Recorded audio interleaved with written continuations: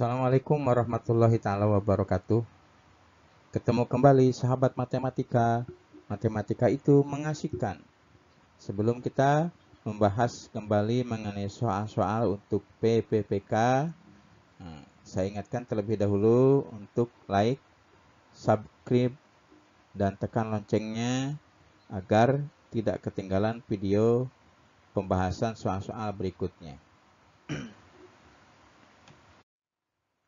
Pada pertemuan kali ini, kita akan membahas soal-soal tentang kompetensi teknik guru bagian kedua untuk tes PPPK guru tahun 2021.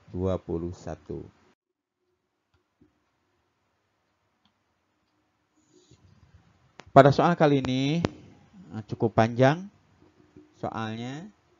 Dalam proses pembelajaran di kelas, seorang guru mengidentifikasi kesiapan siswa seperti tidak mengantuk saat di kelas, tidak mengalami gangguan panca indera seperti mata dan telinga, tidak mudah lesu di kelas, dan siswa dalam kondisi sehat.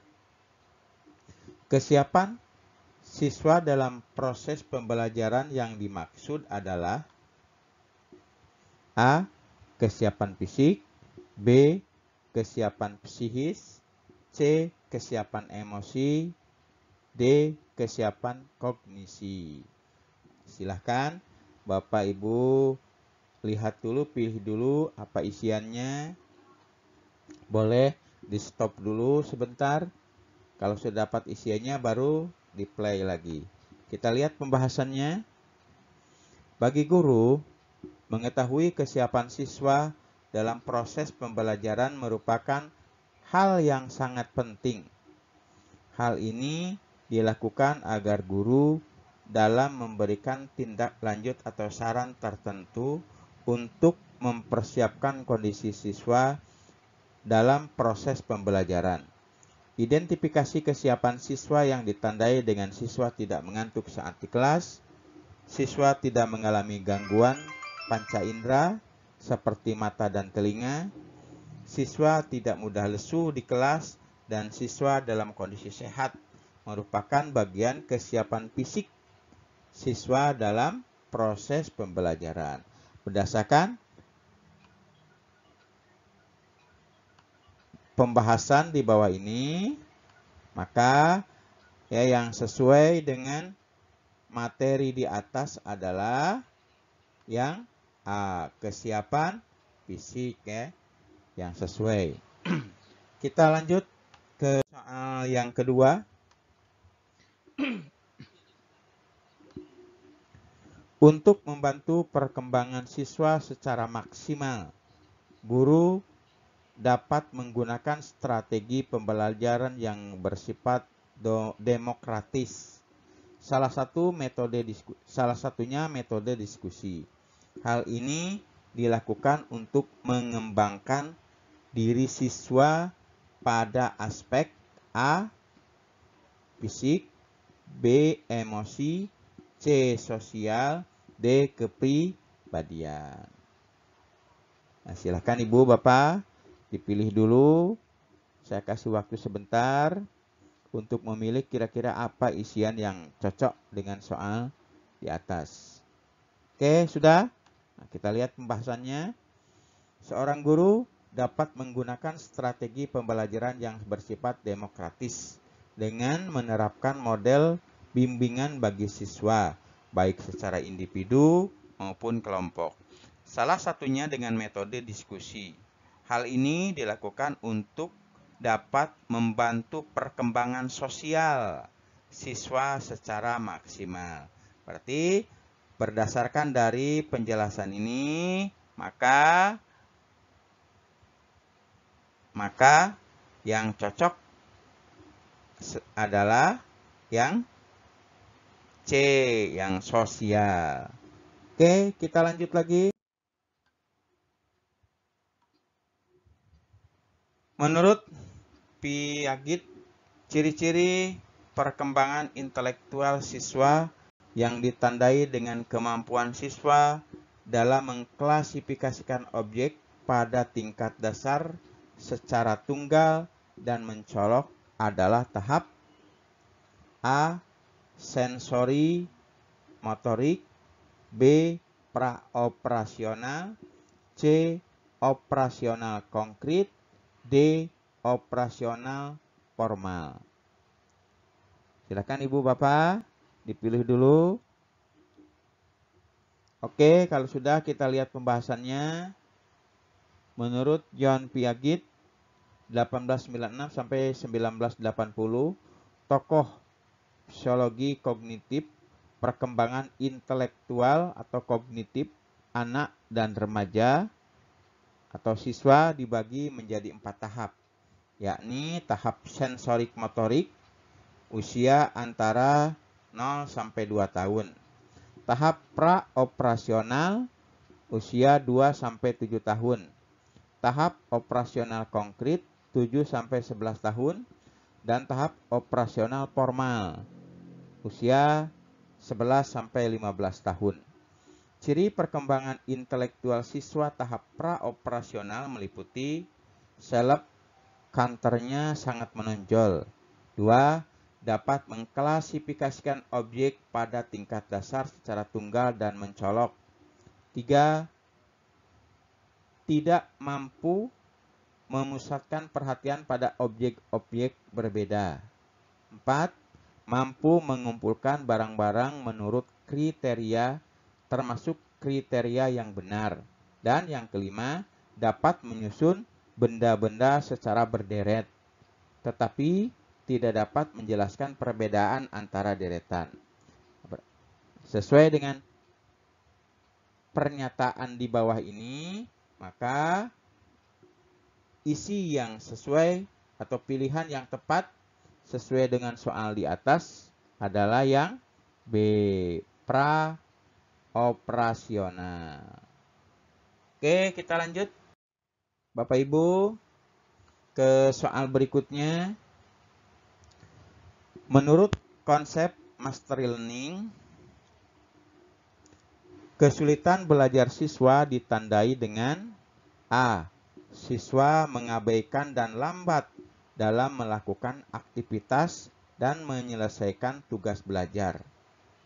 B. Siswa menunjukkan sikap yang kurang produktif dan kurang pantas. C. Siswa menunjukkan tingkah laku yang tidak mendukung dan tidak wajar. D. Siswa tidak dapat mencapai ukuran keberhasilan tingkat penguasaan minimal dalam pelajaran tertentu untuk periode pembelajaran tertentu. Nah, silakan ibu-ibu, kira-kira apa isiannya? Dipilih A, B, C, atau D. Oke, kalau sudah, kita lihat penjelasannya. Prinsip konsep mastery learning atau belajar tuntas, kesulitan belajar siswa ditandai dengan A. Siswa tidak dapat mencapai ukuran keberhasilan tingkat penguasaan minimal dalam pelajaran tertentu untuk periode pembelajaran tertentu. B. Prestasi belajarnya jauh di bawah potensi yang diperkirakan lebih tinggi. C. Siswa tidak mampu melakukan tugas-tugas dalam proses pembelajaran sesuai dengan tingkat perkembangannya. D. Siswa tidak mampu menguasai pengetahuan prasyarat.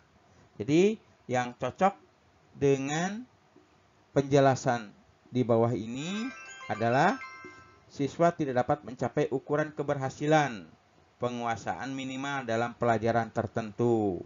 Ya. Nah, berarti yang cocok adalah yang D, ya.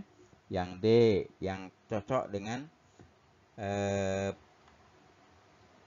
penjelasan di bawah. Siswa tidak dapat mencapai ukuran keberhasilan tingkat penguasaan minimal dalam pelajaran tertentu. Oke, ibu-ibu, bapak-bapak, kita lanjut ke soal berikutnya. Jika siswa terlihat bosan dan tidak antusias mengikuti pembelajaran, guru sebaiknya melakukan hal-hal berikut kecuali A. Menggunakan pembelajaran berbasis game. B. Menggunakan pendekatan active learning. C. Melakukan pembelajaran di luar ruangan. D. Menyarankan siswa untuk menahan kebosanan. Ya. Silakan ibu-ibu, bapak-bapak. Apa kira-kira isiannya? Oke, kita lihat pembahasannya kalau sudah. Salah satu hal yang dapat dilakukan guru untuk mengatasi kebosanan dan ketidakantusiasan siswa dalam pembelajaran adalah dengan menggunakan variasi strategi pembelajaran. Dengan demikian, guru dapat melakukan variasi strategi pembelajaran dengan pembelajaran inovatif seperti pembelajaran berbasis permainan game, pembelajaran active learning, ya, pembelajaran di luar ruangan, dan pembelajaran inovatif lainnya. Berarti yang tidak tepat dari soal di atas, dari pilihan di atas adalah yang D, ya, menyarankan siswa untuk menahan bosan. Ya, tak mungkin siswa kita suruh nanti nak bosannya, tunggu aja kalau sudah belajar. Nah, itu yang kurang tepat ya. Oke, kita lanjut ke materi selanjutnya. Ari dalam mengikuti kegiatan pembelajaran di kelas bersikap acuh tak acuh. Berikut ini yang sebaiknya dilakukan guru Ari adalah A. Mengajak diskusi Ari secara personal untuk mencari solusi masalah. B. Mengelompokkan Ari dengan teman akrabnya. C. Memberi tugas sesuai kemampuan Ari. D. Memberikan kesempatan kepada Ari untuk menyelesaikan masalahnya. Ya, silakan Bapak Ibu. Apa kira-kira isiannya? Oke, kalau sudah kita lihat pembahasannya. Cara yang dapat dilakukan dalam menyelesaikan siswa yang tidak siap dalam kegiatan pembelajaran adalah melakukan konseling terhadap siswa yang mempunyai masalah dalam pembelajaran di kelas tersebut. Salah satu cara yang dapat dilakukan adalah dengan mengajak diskusi siswa secara personal untuk menyelesaikan masalah tersebut.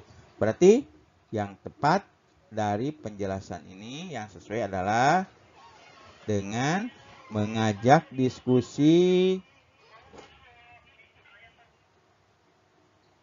kepada siswa secara personal untuk menyelesaikan masalah tersebut. Yang cocok adalah yang A. Oke.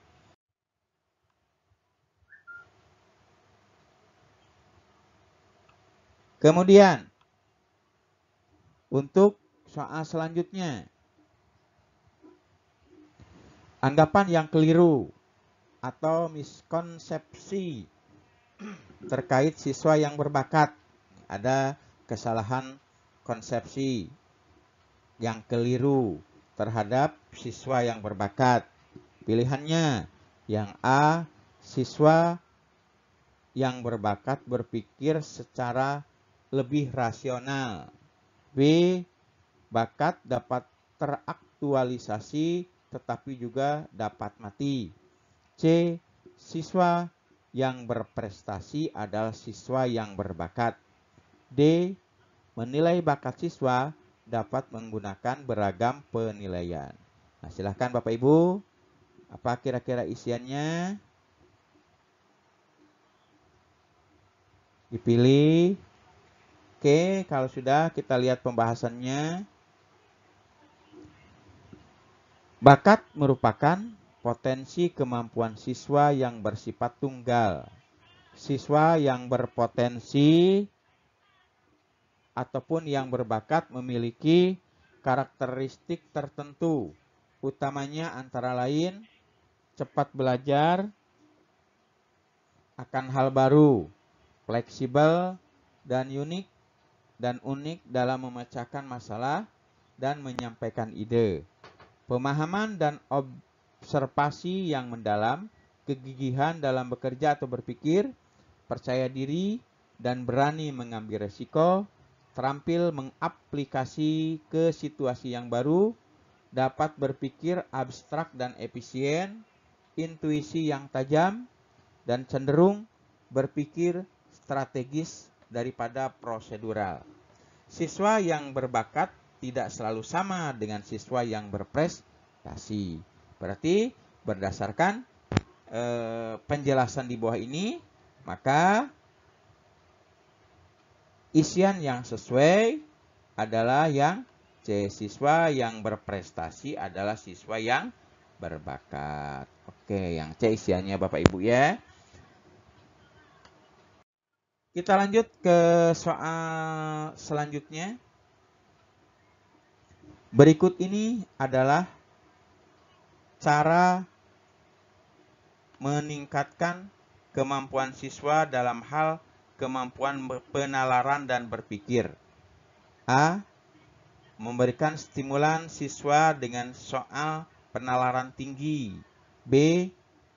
Membiasakan siswa dengan soal-soal yang mengasah keterampilan berhitung. C. Membiasakan siswa untuk mengingat fakta. D. Membiasakan siswa untuk menyelesaikan masalah secara prosedural. Silakan Bapak Ibu, kira-kira apa isiannya?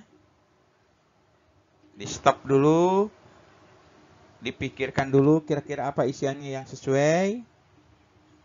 Oke, kalau sudah kita lihat pembahasannya.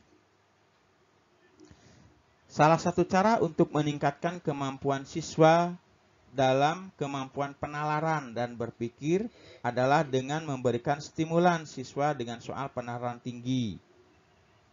Soal penalaran tinggi merupakan salah satu soal yang mengukur kemampuan berpikir tingkat tinggi atau biasa disebut dengan soal HOTS, ya.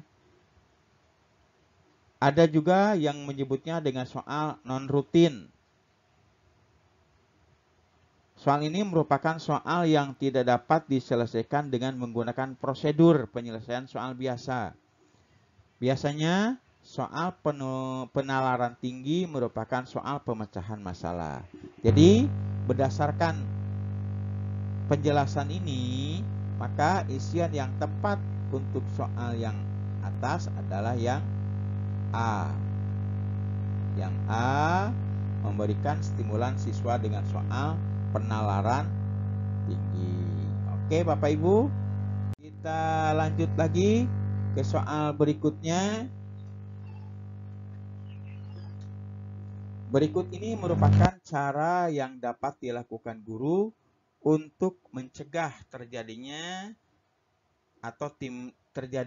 tindakan amoral di kalangan siswa SMP, kecuali A. Guru terus menumbuhkan self-efikasi siswa. B. Guru menanamkan nilai-nilai keagamaan yang melarang tindakan amoral. C. Guru memberikan penjelasan kepada siswa akibat tindakan amoral. D. Guru menjelaskan dampak tindakan amoral bagi siswa, keluarga, dan masyarakat. Silakan Bapak Ibu. Kira-kira apa isiannya yang tepat dari pilihan A, B, C, D ini? Oke, kita lihat pembahasannya. Guru dapat melakukan kegiatan preventif dalam mengatasi terjadinya tindakan amoral di kalangan siswa SMP. Antara lain, guru menanamkan nilai-nilai keagamaan. Nilai-nilai keagamaan yang melarang tindakan amoral. Guru memberikan penjelasan kepada siswa akibat tindakan amoral, dan guru menjelaskan dampak tindakan amoral bagi siswa, keluarga, dan masyarakat. Ini merupakan tindakan pencegahan dari seorang guru. Karena di sini ada kecuali, berarti pernyataan yang tidak ada di penjelasan ini. Untuk yang B, guru menanamkan nilai-nilai, ada ya, guru menanamkan nilai keagamaan. Yang C, guru memberikan penjelasan akibat. Memberikan penjelasan ada juga ya. Kemudian yang D, guru menjelaskan dampak. Menjelaskan dampak ada juga. Berarti yang salahnya adalah yang guru terus menumbuhkan self efficacy siswa. Oke, kita lihat soal selanjutnya. Ardi memperoleh nilai yang rendah pada tes harian materi garis singgung lingkaran. Guru matematika Ardi menemukan bahwa Ardi tidak tepat memodelkan permasalahan dari gambar yang diberikan. Kesulitan belajar Ardi adalah A. Memori, B. Reasoning and logical thinking, C. Visual spatial relationship, D. Executive functioning. Oke, kita lihat pembahasannya. Menurut salah seorang ahli, Barrett tahun 2015 mengelompokkan kesulitan belajar matematika ke dalam 3 jenis kesulitan, yakni 1. Memori, yakni kesulitan siswa dalam mengingat fakta dasar atau aturan dasar. 2. Reasoning and logical thinking, penalaran dan berpikir logis, yakni kelemahan siswa dalam penalaran dan berpikir logis. 3. Visual spatial relationship atau relasi visual spasial, yakni kelemahan dalam keterampilan visual dan spasial atau keruangan. Ardi mengalami kesulitan visual spasial relationship atau relasi visual spasial. Hal ini terjadi karena Ardi kesulitan memodelkan permasalahan dari bentuk bangun dan ketidakmampuan membaca pola sederhana dari gambar dan tulisan. Berarti yang cocok dari penjelasan ini adalah yang C ya. Ardi mengalami kesulitan belajar tentang visual spatial relationship ya. Oke, Bapak Ibu, rupanya untuk pembahasan soal-soal dalam mempersiapkan menghadapi tes PPPK tahun depan, untuk bagian kedua saya kira sudah cukup dulu. Kita lanjutkan nanti di bagian ketiganya. Nah, sebelum akhiri, saya mengingatkan kembali, jangan lupa like and subscribe. Ya. Dan tekan loncengnya agar tidak ketinggalan video pembahasan soal-soal kompetensi teknis guru untuk tes PPPK berikutnya. Nah, jika menurut Bapak Ibu video ini bermanfaat bagi saudara Ibu, bagi kawan, bagi teman, kawan, saudara, tetangga, silahkan bagikan video ini agar bermanfaat bagi mereka juga. Saya akhiri, wabillahi taufik wal hidayah. Wassalamualaikum warahmatullahi wabarakatuh. Terima kasih. Sampai ketemu lagi di bagian 3 selanjutnya. Jangan lupa